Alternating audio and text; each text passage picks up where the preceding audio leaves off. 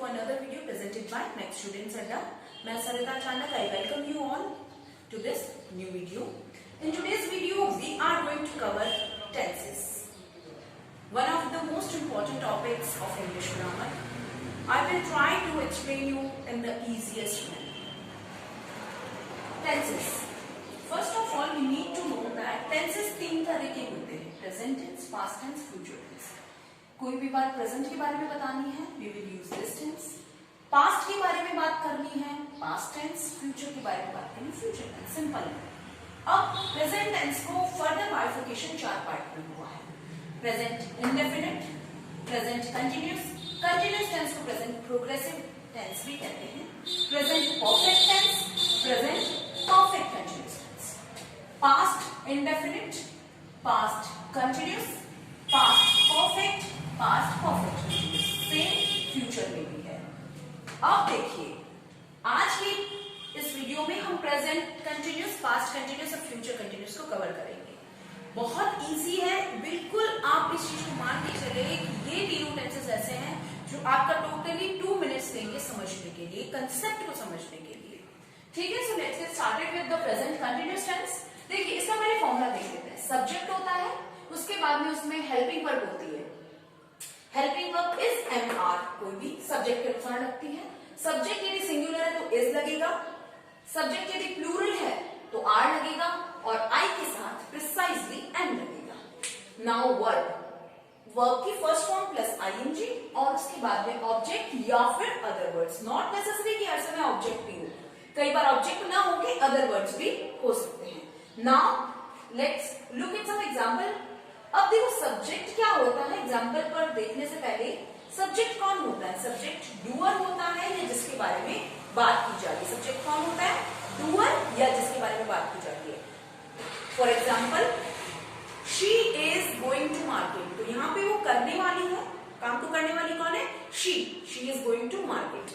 She is a good girl. अब यहाँ पे वो कोई एक्शन नहीं कर रही, कोई भी क्रिया नहीं कर रही. यहाँ पे she is a good girl यानी कि हम उसके बारे में बात कर रहे हैं. तो सब्जेक्ट क्या होता है? या तो डूअर होता है और या जिसके बारे में बात की जा रही है, जिसके बारे में बात की जा रही है. उसके बाद में वर्ब क्या होता है? कोई भी काम या क्रिया वर्ब होता है. इसका एग्जांपल है read, right, speak, tell.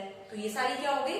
Cry, weep, laugh, ये सब क्या है? आपकी क्रियाएं हैं, वर्ब है. इसको इंग्लिश में वर्ब कहते हैं. Now examples, I am going to Jaipur. तो आई आपका सब्जेक्ट हो गया, एम आपका क्या हो गया?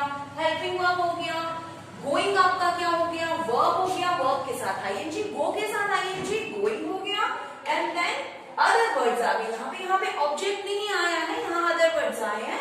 आई एम गोइंग टू जयपुर. कहाँ जा रहा हूँ? Jaipur. Next example, I am laughing loudly. मैं जोर से हंस रहा हूँ. आई आपका सब्जेक्ट, आई के साथ helping verb as I told you, am and laugh के साथ ing, laughing. कैसे हंस रहा हूँ? loudly.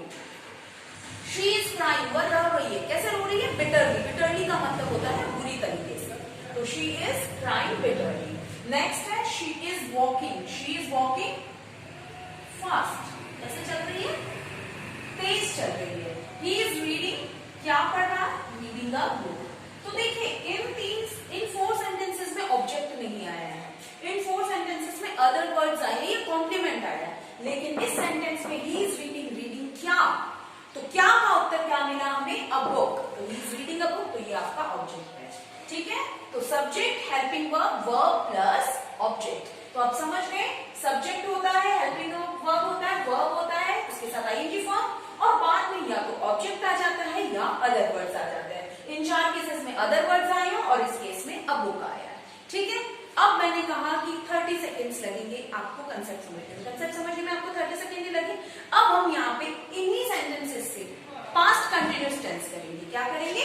Past continuous. तो आई मेक इट पास्ट. अब चेंज क्या करना है? बाकी सारी चीजें सेम रहेंगी. यहाँ पे बस वॉज या वर इंसर्ट करना है.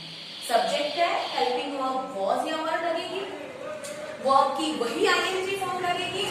Rest all are the same. Now, I am going to Jaipur. M की जगह क्या हो जाएगा? I के साथ was. तो एक चीज तो क्लियर हो गई, I के साथ क्या होता है? Was. Again, I subject, helping verb past continuous tense इसलिए was going to Jaipur. I was laughing loudly. She was crying bitterly. She was crying bitterly. She is walking fast. She was walking fast. He is. अब एक example हम एक plural का ले लेते हैं जिसमें वर्ब यूज हो. तो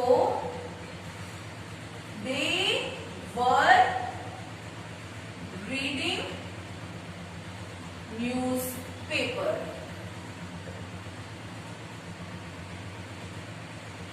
We were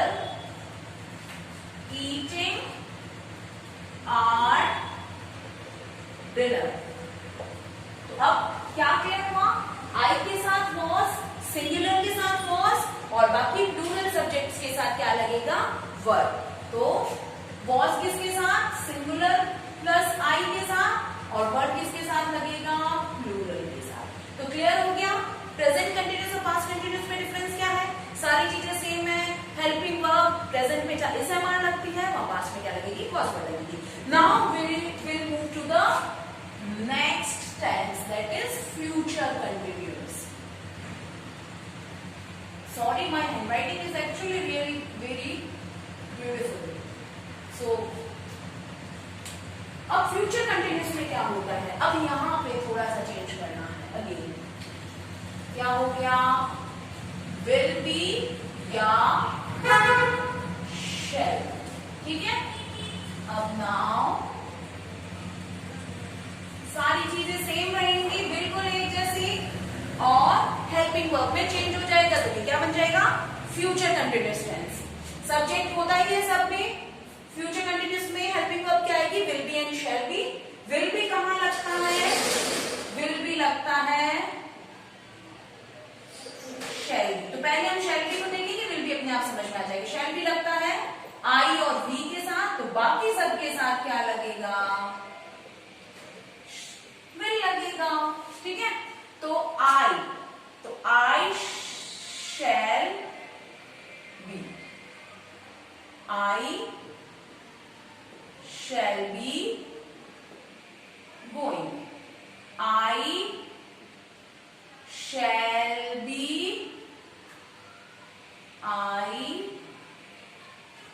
shall be laughing